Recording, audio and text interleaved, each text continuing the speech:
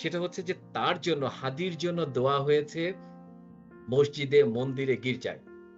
কেন? যে আমাদের সার্বভৌমত্ব এখন হুমকির মুখে কার জন্য? আমাদের প্রতিবেশী। এই হিরোদের কথা কেন যেন শেখ মুজিব থেকে শুরু হয়। না, সেটা সঠিক না। দেখেন, আপনি দেখবেন যে ইলিয়াস আলী কেন গুম হয়ে যাচ্ছে? হ্যাঁ?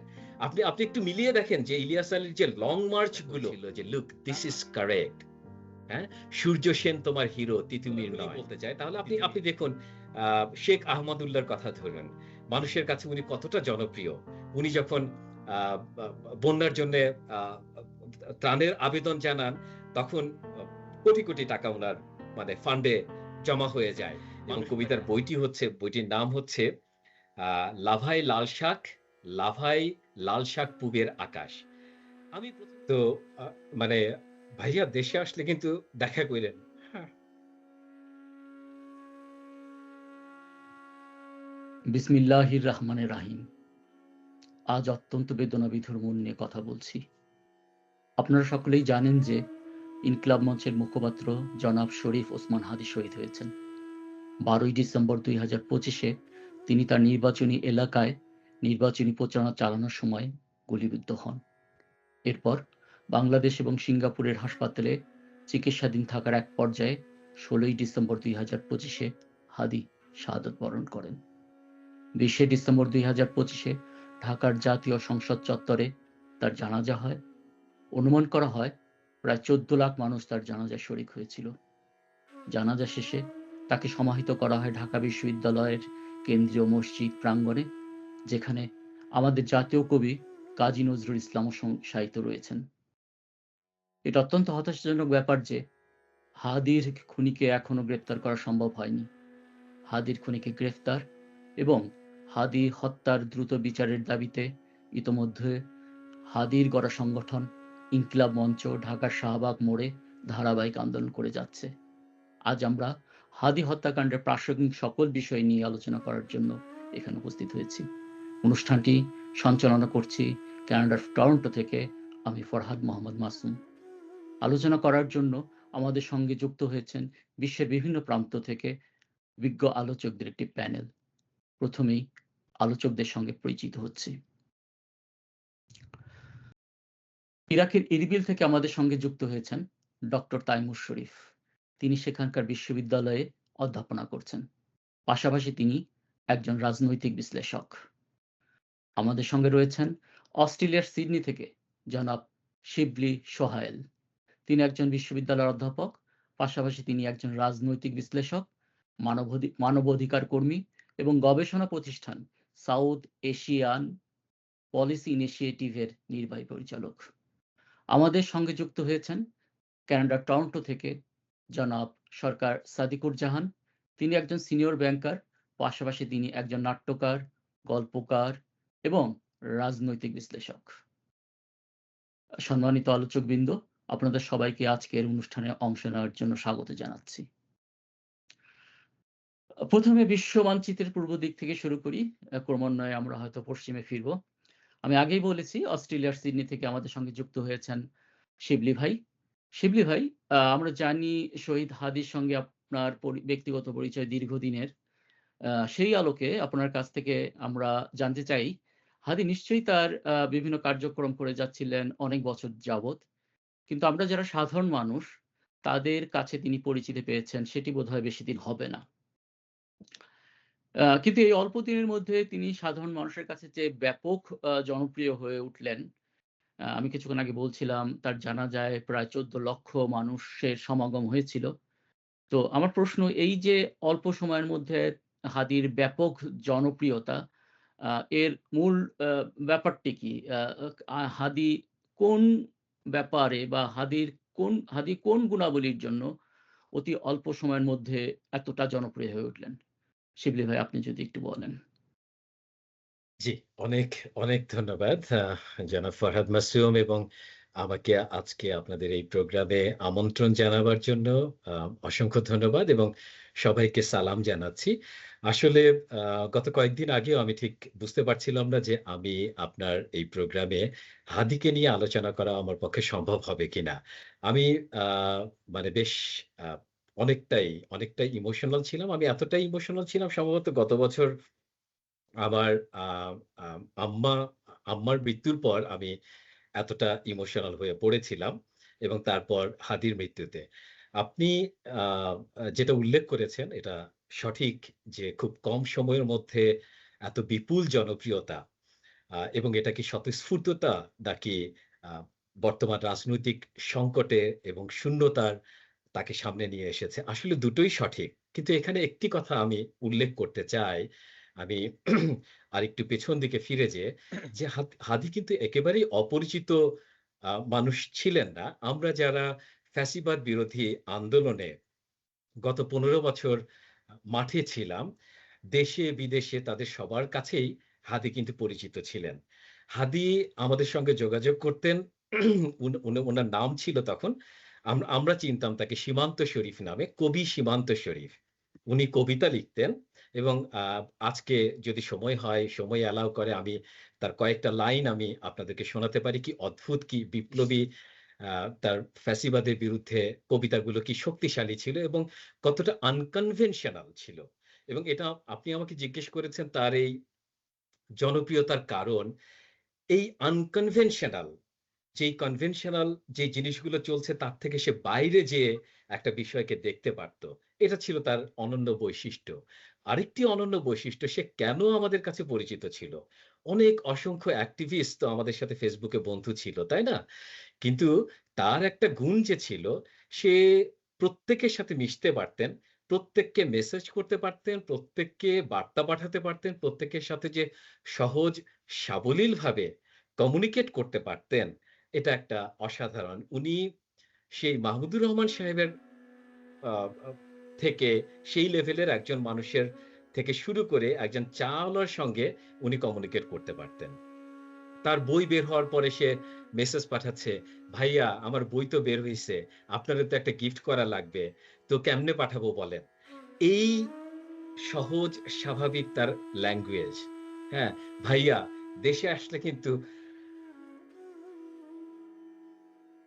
আচ্ছা আমি চলে আসি ১ম এই আপনার কথার সরাসরি জবাব দেওয়ার আগে আমি একটু ১ম এই চলে আসি এবং আমি ধন্যবাদ দিতে চাই আজকের আ ইন্টারিম গভর্নমেন্টকে। কারণ হচ্ছে যে আমরা এতদিন পর্যন্ত যেটা দেখেছি, মানুষ কোনটা পছন্দ করবে, কোনটা পছন্দ করবে না, কাকে হিরো মনে করবে, কাকে হিরো মনে করবে না, সেটাকে ডিক্টেট করা হতো। এই সরকার ডিক্টেট করেনি। আমি যদি আরেকটু ব্লান্টলি খোলামেলা বলতে চাই, তাহলে আমরা দেখি এই হাদির আগে আরেকটা বড় আ আ আমরা জানাজা দেখেছি, সেটা হচ্ছে আল্লামা দেলোয়ার হোসেন সাঈদীর। কিন্তু সেটা কিন্তু তার কবর কোথায় হবে, তার দাফন কোথায় হবে, তার জানাজা কোথায় হবে, কোথায় হবে না, এটা ডিক্টেট করা হচ্ছিল। গত ১৫ বছর এরকম অসংখ্য ডিক্টেশন আমরা দেখেছি। তো তাহলে আমরা সেই স্বৈরাচার থেকে মুক্ত হয়েছি।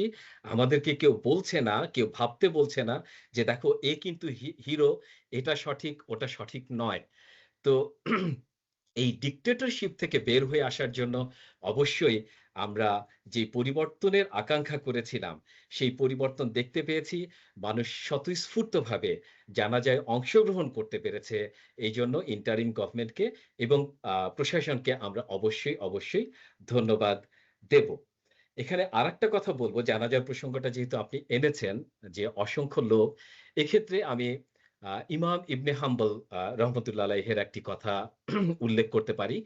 উনি যখন জেলে ছিলেন, উনাকে জেলে দেওয়া হয়েছিল একটা আম আ ত তখনকার অপ্রেসর যে ছিল, যদিও অনেকেই অবাক হবেন, আ হ্যাঁ, মুসলিম শাসক ছিলেন খলিফা আল মামুন। তো জেলে থেকে উনি একটা কথা বলছিলেন যে ভ্রান্ত মানুষ বা মিথ্যাচারী আর আমার মধ্যে কে সঠিক সেটা তো প্রমাণ হবে জানা যায়। অর্থাৎ উনি বোঝাতে চাচ্ছিলেন যে মানুষের কাছে কার গ্রহণযোগ্যতা কার বেশি, কোনটা সঠিক এটা প্রমাণিত হবে জানাজার উপস্থিতি। সো জানাজার উপস্থিতি কিন্তু একটা অন্যতম গুরুত্বপূর্ণ বিষয়। এবং আমরা দেখলাম আজকে হাদির জানাজায় এরকম অভূতপূর্ব উপস্থিতি। বুয়েটিয়ান থেকে শুরু করে আরো কয়েকজন আহমেদ সাব্বির আহমেদ সম্ভবত উনার নাম এবং বুয়েটিয়ান গ্রুপ তারা কিন্তু এই যে স্কোয়ার মিটার এবং ডেনসিটি ক্যালকুলেশন করে এটা দেখিয়েছেন। It could be 1.2 million to 1.4 million যেটা আপনি বললেন যে 12 থেকে 14 লক্ষ মানুষ উপস্থিত হয়েছিল। এছাড়াও আমরা দেখেছি যে লাইভ টিভিতে ইউটিউবে আমরা আমরা দেখেছি কোথাও ৫০,০০০ কোথাও ১,০০,০০০ লোক সেটা দেশে বিদেশে থেকে দেখছে। তো এই বিষয়টা পুরোপুরি প্রমাণ করে দিয়েছে হাদি মানুষের কোন জায়গায় আছে। এবং এখানে আমি আরেকটি কথা যদি বলি যে মানুষের কাছে তার গ্রহণযোগ্যতার মানে কয়েকটা উদাহরণ আমি যদি দিতে পারি সেটা হচ্ছে যে আ হাদি যখন হসপিটালে তখন প্রবীণ একজন প্রবাসী তার ছেলেমেয়েরা বেড়ে উঠেছে এখানেই অস্ট্রেলিয়াতে।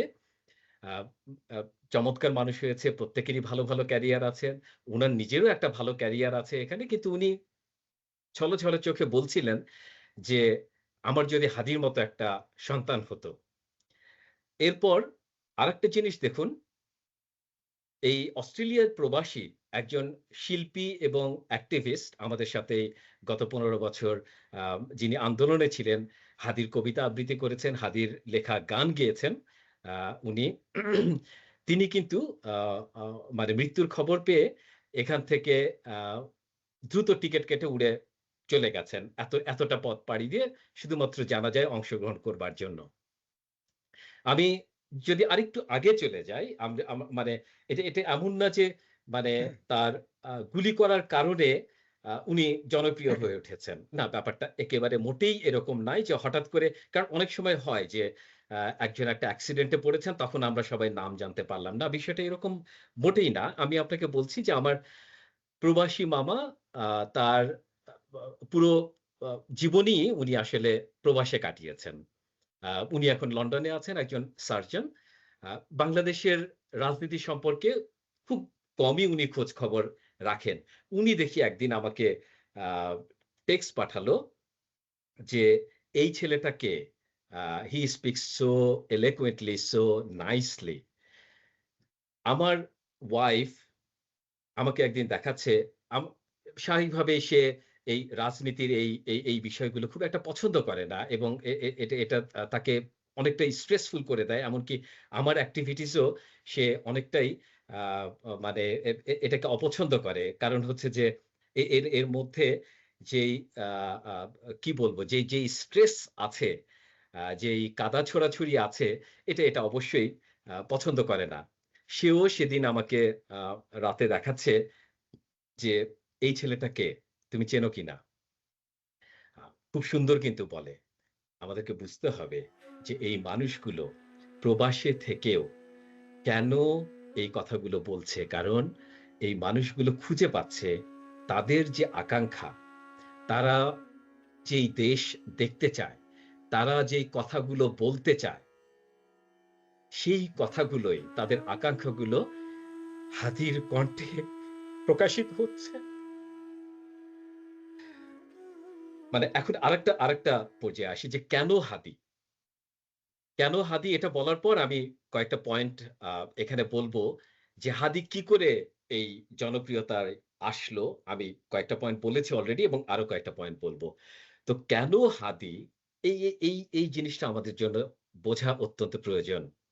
আমরা জানি যে আমাদের সার্বভৌমত্ব এখন হুমকির মুখে কার জন্য?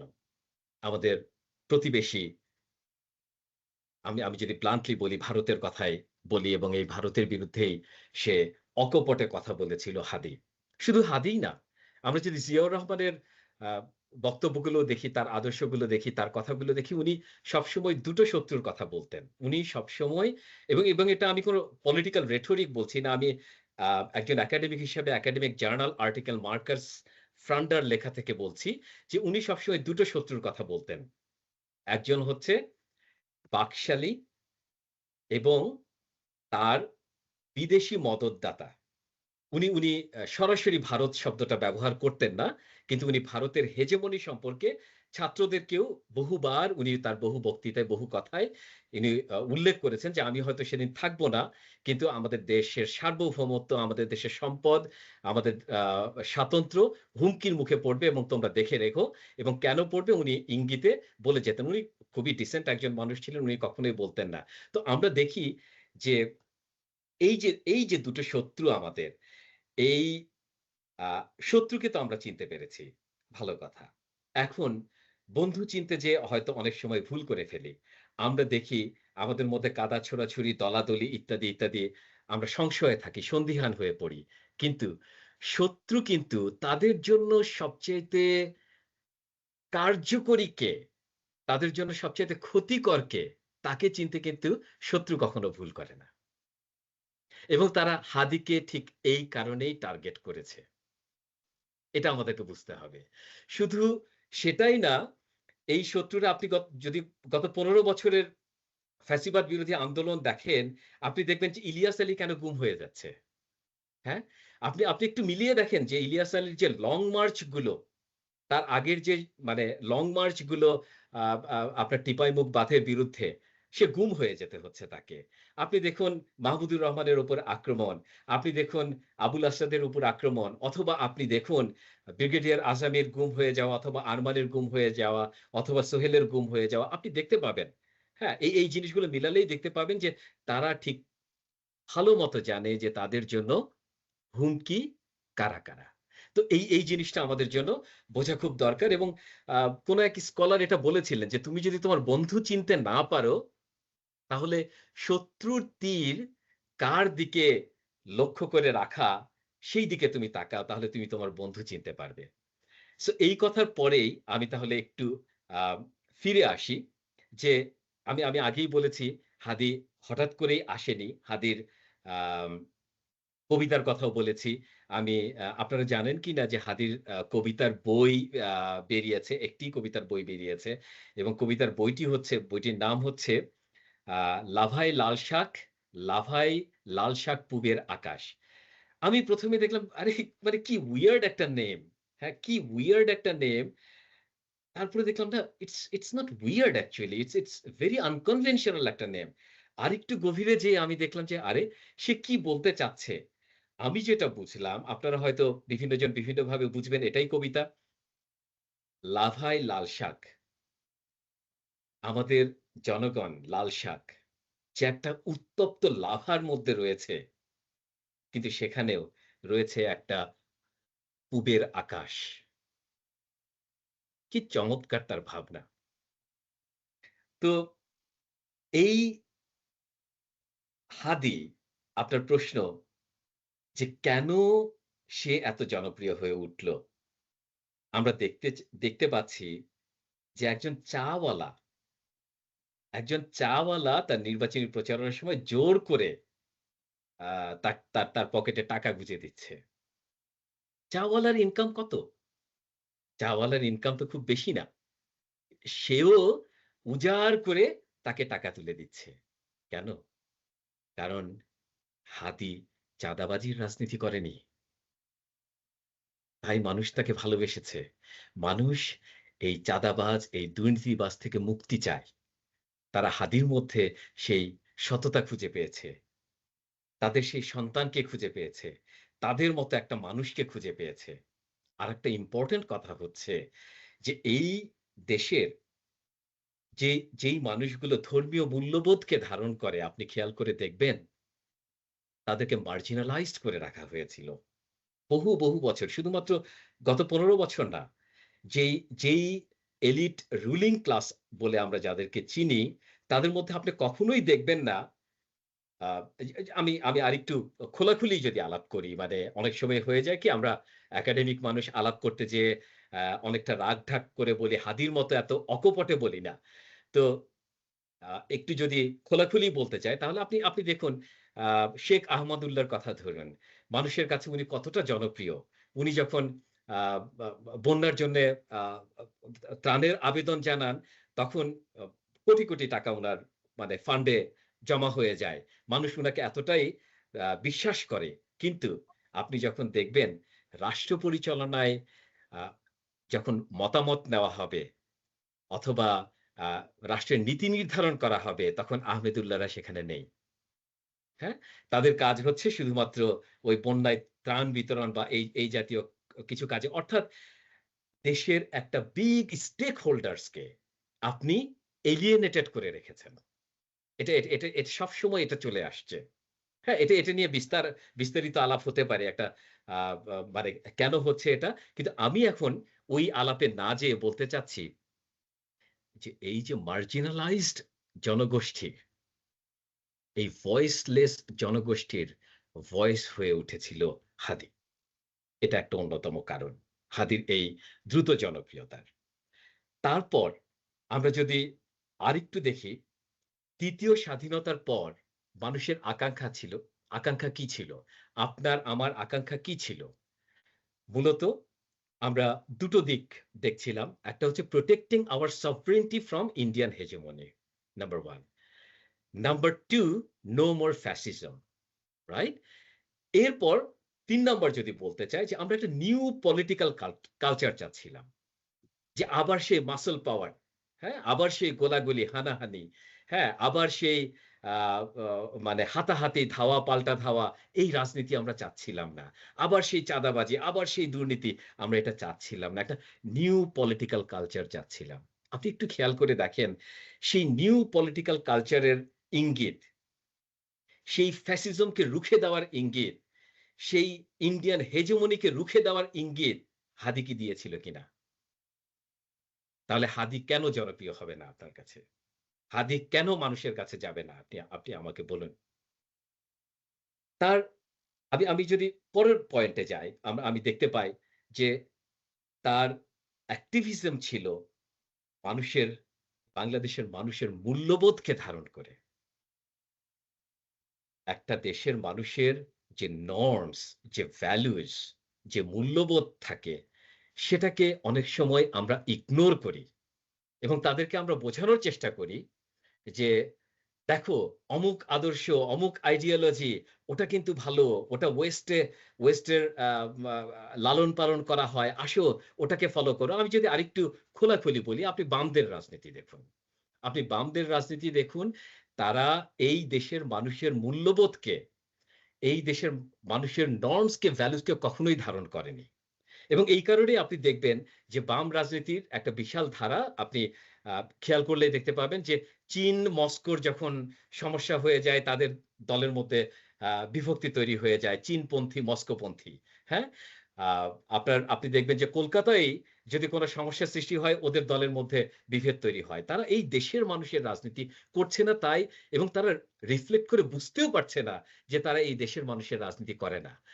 আজকে ৫৪ বছর হয়ে গেছে। তারপরেও তারা হাদি এই কম সময়ে যে মানুষের জনপ্রিয়তা পেয়েছে, ভালোবাসা পেয়েছে, আপনি ওদের কাউকেও দেখবেন না মানুষের কাছে বিন্দুমাত্র পৌঁছতে পেরেছে। কারণ তারা বাংলাদেশের মানুষের মূল্যবোধকে ধারণ করে রাজনীতি করে না। আর এখানেই হাদির সফলতা। হাদি বাংলাদেশের মানুষের মূল্যবোধকে ধারণ করতে পেরেছিল। এবং এই মূল্যবোধ, এই ভ্যালুস আজকের না। আপনি দেখবেন যে আমাদের ইতিহাসের কথা বলতে গেলেই ইতিহাস কেন যেন ৭১ থেকে শুরু হয়। আমাদের হিরোদের কথা বলতে শুরু করলেই এই হিরোদের কথা কেন যেন শেখ মুজিব থেকে শুরু হয়। না, সেটা সঠিক না। আমরা যদি আরো পেছনে চলে যাই, আমরা যদি ১৮১৮ সালে হাজী শরীয়তুল্লাহর আন্দোলনের কথা ধরুন। সেই ফ্যাসিজমের বিরুদ্ধে, সেই অত্যাচারের বিরুদ্ধে সে তার ধর্মীয় মূল্যবোধকে ধারণ করে নিপীড়িত জনগোষ্ঠীর জন্য সে আন্দোলন করছে কেন? সাম্য, মানবিক মর্যাদা, হ্যাঁ? ইকুইটি, জাস্টিস এগুলোর জন্যই তো করছিল সে। আমরা ১৮৩১ সালে তিতুমীরের আন্দোলনের কথা দেখি। সেই একই স্পিরিটকে ধারণ করে করছিল। আমরা যদি ৪৭ এর আ বিভাগকে দেখি, ৪৭ এর স্বাধীনতাকে দেখি, সেই একই স্পিরিটকে ধারণ করে। আমরা ৭১ এর স্বাধীনতাকে যদি দেখি, সেই একই মূল্যবোধকে, একই স্পিরিটকে ধারণ করে এবং সেটা তো স্বাধীনতার ঘোষণাপত্রে স্পষ্ট করে লেখা আছে। হ্যাঁ? Equity, justice and human dignity. তো এই যে ইকুইটি, জাস্টিস এবং হিউম্যান ডিগনিটি এর কথা হাদি বলছিল।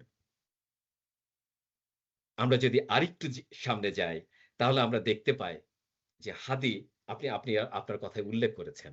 সে কালচারাল ফ্যাসিজমকে আইডেন্টিফাই করতে পেরেছিল।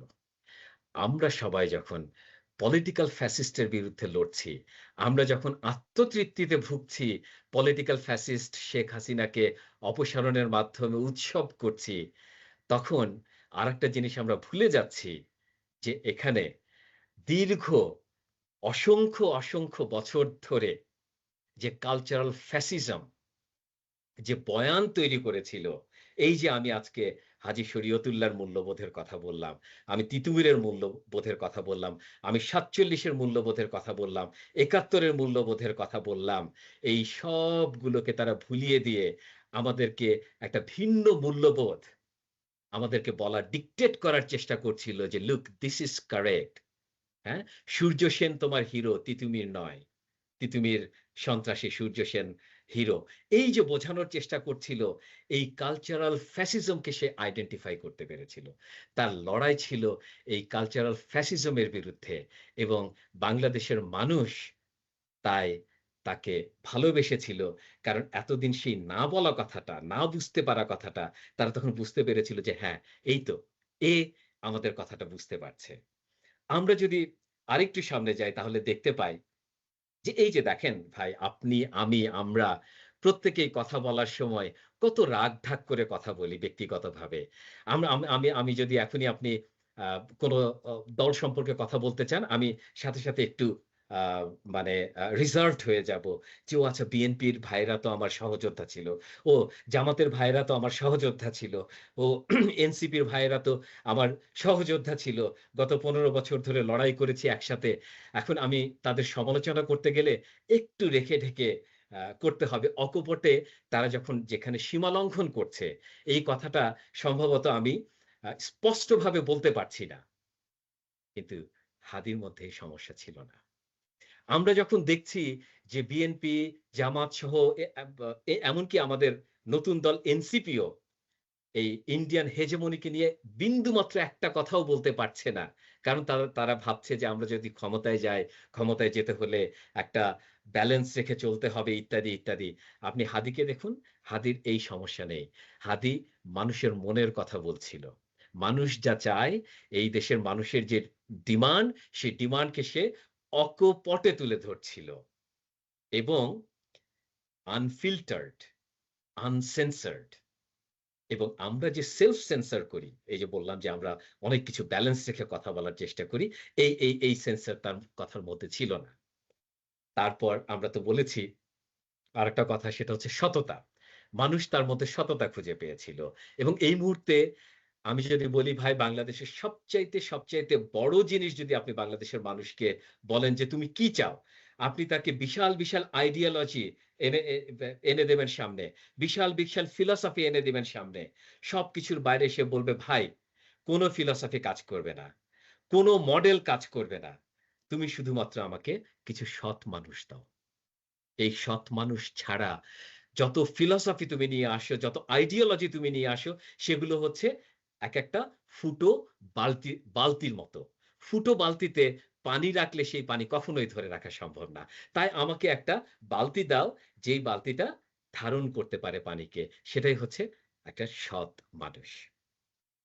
তো আ আমি আমি মনে হয় অনেক দীর্ঘ বলে ফেললাম। আ কিন্তু সম্ভবত আমি উল্লেখ করতে পেরেছি তার সততা, তার অকপটতা, তার আ কালচারাল ফ্যাসিজম এর বিরুদ্ধে একটা আলাদা কালচার আ দা দা দাঁড় করানো এবং দেখুন 'প্রথম আলো', 'ডেইলি স্টার' এগুলোর বিরুদ্ধে আক্রমণ অথবা আ আপনি যদি বলেন যে 'ছায়ানট', 'উদীচীর' বিরুদ্ধে আক্রমণ, এই আক্রমণে সে বিশ্বাস করত না। সে বলতো এর অল্টারনেটিভ গড়ে তুলতে হবে এবং আপনারা জানেন সরি এই কথাটা আমাকে উল্লেখ করতেই হবে এখানে। সেটা হচ্ছে যে তার জন্য হাদির জন্য দোয়া হয়েছে মসজিদে, মন্দিরে, গির্জায়।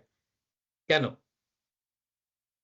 কেন মন্দিরে তার জন্য দোয়া হচ্ছে? তার জন্য প্রার্থনা হচ্ছে। কারণ ৫ই আগস্টের পরে আমরা দেখেছি সে সারাদিন এক্টিভিটিস করে সারারাত জেগে তার বন্ধুদেরকে নিয়ে মন্দির পাহারা দিয়েছেন।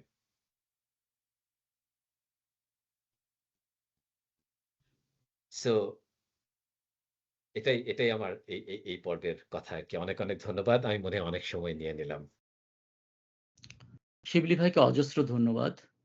আমরা জানি আপনাদের মতো যারা সরাসরি শহীদ হাদির সঙ্গে কাজ করেছেন কিংবা চিন্তাভাবনার বিনিময় করেছেন, তাদের জন্য হাদি সম্পর্কে বলা এ সময় অত্যন্ত কঠিন একটা ব্যাপার। তবুও আপনি আপনার জায়গা থেকে হাদি সম্পর্কে যে অমূল্য বিশ্লেষণ করেছেন, তার জন্য আপনার প্রতি রইল আমাদের অশেষ কৃতজ্ঞতা।